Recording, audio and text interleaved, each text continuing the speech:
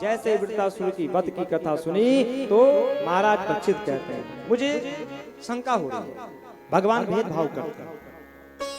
सुखदेव जी ने कहा, कहां भेदभाव दिख रहा तुमको? तो राजा ने कहा, समप्रिय स्वधमना भूतानां भगवान स्वयं इंद्रस्यार्थे कथम दैत्यान वदि समूयता।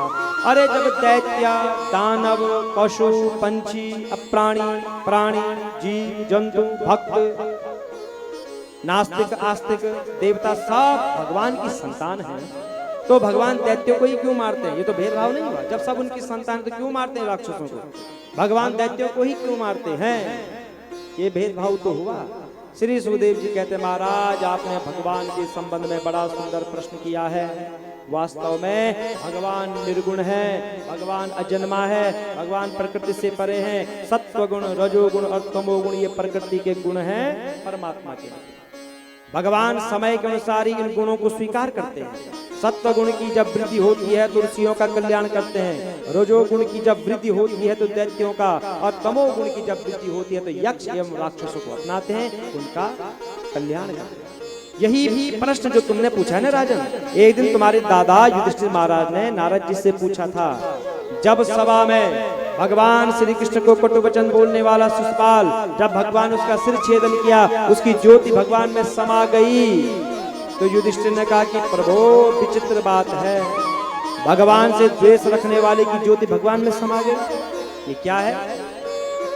मैं जानना चाहता हूं। तो नारद जी ने कहा, युधिष्ठिर सुनो, निंदा, सत्कार, तिरस्कार इस शरीर के होते हैं, आत्मा के नहीं होते। जब हम शरीर को ही सब कुछ मान बैठते हैं तभी जो है कि कटु वचनों से पीड़ा भी होती है, और यही सारे भेदभाव का कारण भी है। जिस शरीर में अभिमान हो जाए कि ये मैं हूं, तो समझो कि शीघ्र ही समाप्त होने वाला है। और भगवान में तो जीव के समान अभिमान है ही, सर्वात्मा है, अद्वितीय है। वे दूसरे को दंड देते हैं, क्यों देते हैं? उनके कल्याण के लिए, इसलिए भगवान दंड देते हैं।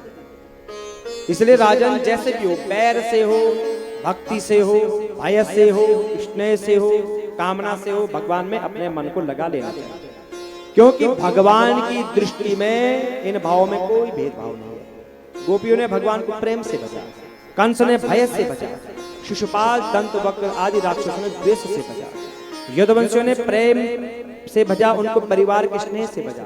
और राजन तुम लोगों ने स्नेह से भजा, हम लोगों ने भक्ति के द्वारा भजा, तो मन को भगवान में लगा लेना चाहिए।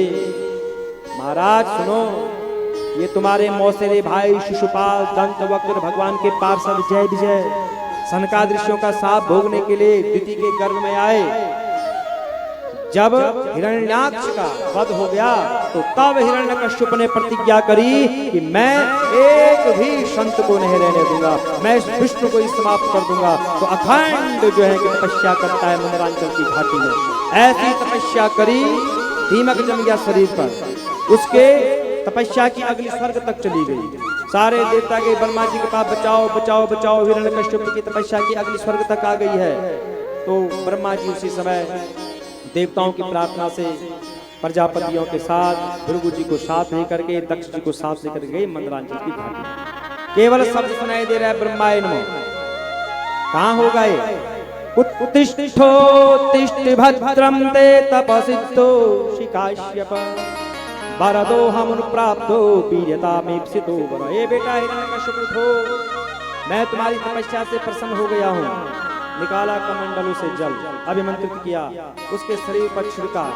जहां चीटियां मांस रुद्र को चाट रही थी, देखा शरीर सोने के समान दैदीप्यमान हो गया।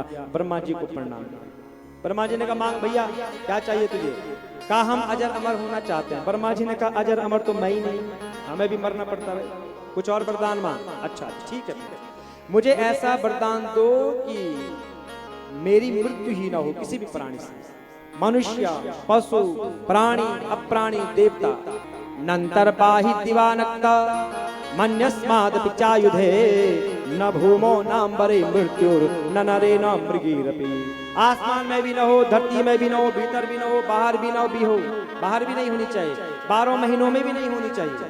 अस्त्र शस्त्र, मनुष्य, पशु, पंछी किसी से भी न हो, मैं एक छत्र राजा बनना चाहता हूं। ठीक है, दे दिया। तातमे दुर्लभा पुंसाम यागिनी से वरान मम तथापि पितरांगम यम वरान यद्यपि दुर्लभम। रे बेटा, जो वरदान तूने मांगा है ना वो नहीं दिया जाता किसी को, पर क्या करे, तूने तपस्या ही ऐसी करी है, सदुपयोग करना इसका। वरदान दिया, ब्रह्मा जी चले गए और